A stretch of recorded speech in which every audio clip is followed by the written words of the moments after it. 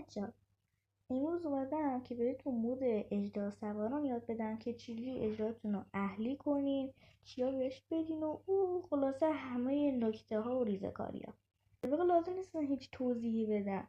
خودش وقتی مودش رو بگیرین یه کتاب بهتون میده، دقیقا همین کتابه که دستمه، که وقتی که اینو هی مثلا یه جا کلیک کنین کل اژدها درباره‌اش براتون توضیح میده و حتی در مورد اجرایی که اصلا تو کارتون نبودن.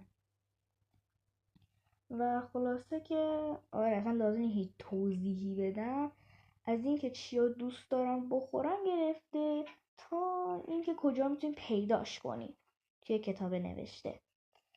تنها نکته که میتونم بدم اینه که وقتی اگه میخوای این مود رو روی سروایو بازی کنی اصلا آرمان تنت نباشه، مثل من که الان آرمان اصلا تنم نیست و هیچ شمشیر و پیککس و اینجور چیزا دستت نباشه. نه که کلا تو ایونتوریتون نباشه، کلا تو دستتون نباشه.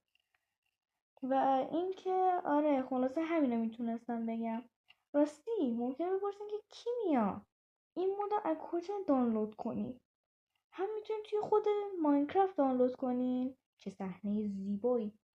هم میتونید توی خود ماینکرافت دانلودش کنی که در واقع پولی اصلا ترجیح نمیدم، 13,000 تومن تقریبا فکر کنم.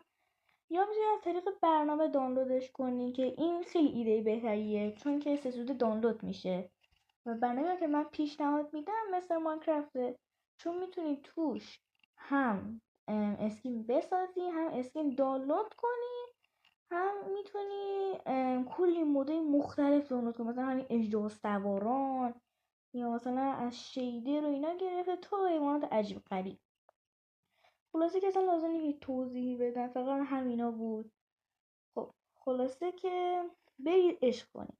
راستی اگه اطلاعاتم به دردتون خورد لایک و سابسکرایب نره.